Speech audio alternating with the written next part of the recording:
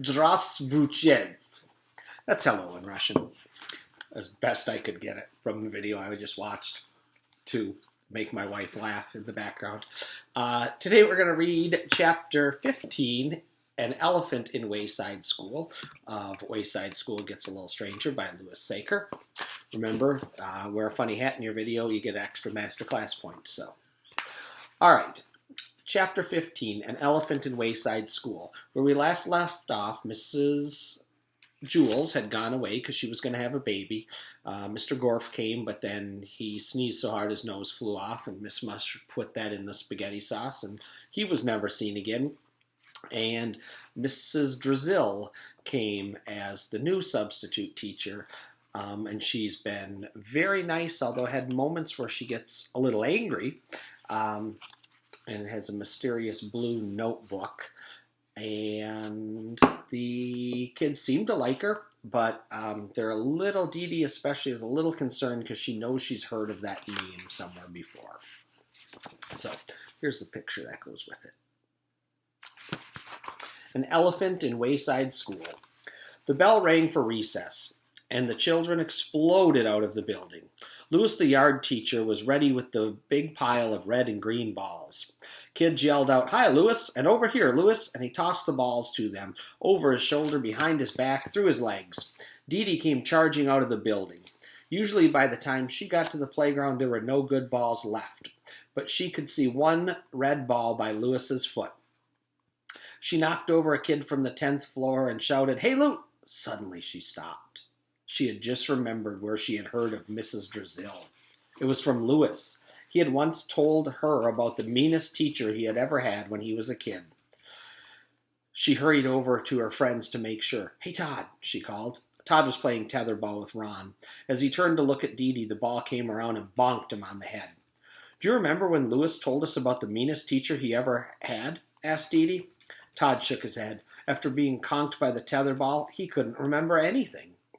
"I remember," said Jason, who was in line to play.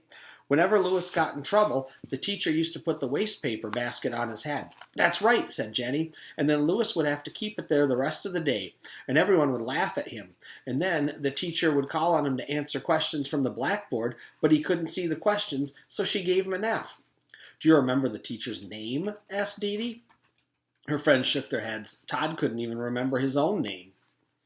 "I think it was Mrs. Drizzle," said Dee Dee. They ran to Louis. "Hey, Louis," said Jason, "what's the name of the mean teacher you had when you were a kid?" "Which one?" asked Louis.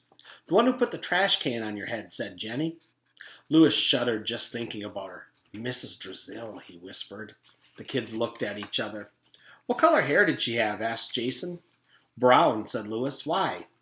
"We have a substitute teacher," explained Dee Dee. "She's real nice." "Good," said Louis. "Her name is Mrs. Drizzle," said Dee Dee. "Whoa, I'm getting out of here," said Louis, and he started to run, but the kids grabbed him. "It's okay," said Jenny. "It can't be the same teacher.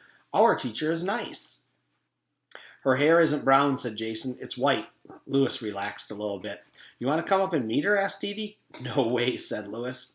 "Oh, you're so silly, Louis," said Dee Dee. "She's not the same teacher, and besides, you're a teacher now, too." "Oh, yeah, I forgot," said Louis. "Come on, Louis," said Dee Dee. She held his hand and led him up the stairs. They entered the classroom. Mrs. Drizzle was putting some of the children's artwork on the bulletin board. "Mrs. Drizzle," said Dee Dee, "we brought our yard teacher up to meet you." "It's very nice to meet you," said Mrs. Drizzle as she pinned Joe's arithmetic test. "Exercise is so important for young minds and bodies." She turned around. Louis's face paled. "Well, it was nice to meet you," he said very quickly. "I gotta go, bye." "Stay right where you are, Louis," ordered Mrs. Drizzle. He froze. Mrs. Drizzle slowly walked to her desk. She picked up the old blue notebook. "The notebook," whispered Louis.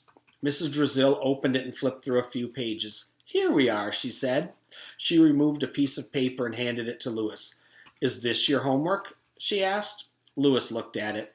"You were supposed to copy it over, weren't you?" said Mrs. Drizzle. "That was over 15 years ago," said Louis. "I don't remember." "I do," said Mrs. Drizzle. "Oh, now I remember," said Louis. "I was going to copy it over, but then my pencil point broke, so I went to sharpen it, but the pencil sharpener fell on my foot, so I had to go to the hospital. I don't want any more of your famous excuses, Louis, said Mrs. Drizzle. I want the homework. You may share Dee Dee's desk. Louis sat next to Dee Dee. And remember, Louis, said Mrs. Drizzle, I know your tricks. Dee Dee watched Louis struggle with his homework. Sorry, Louis, she said. Don't be sorry, said Mrs. Drizzle. It's for his own good, and I expect neatness, Louis. Or else you will have to do it over again. He frowned. Mrs. Drizzle stood over him and watched him work. Your fingernails are filthy, she said. I'm the yard teacher, Louis tried to explain. I spend a lot of time outside in the grass and dirt and stuff. I don't want excuses, said Mrs. Drizzle. I want clean fingernails. And while you're at it, shave off that mustache. It looks like a hairy caterpillar crawling across your face. Not my mustache, said Louis. Unless you want me to rip it off for you, said Mrs. Drizzle. Dee Dee felt terrible. I can't believe Mrs. Drizzle still remembers you after all this time, she said. An elephant never forgets, muttered Louis. I heard that, said Mrs. Drizzle. She put the waste paper basket on Louis's head. And that's the end of our chapter. We'll pick it up at chapter 16, Mr. Poop.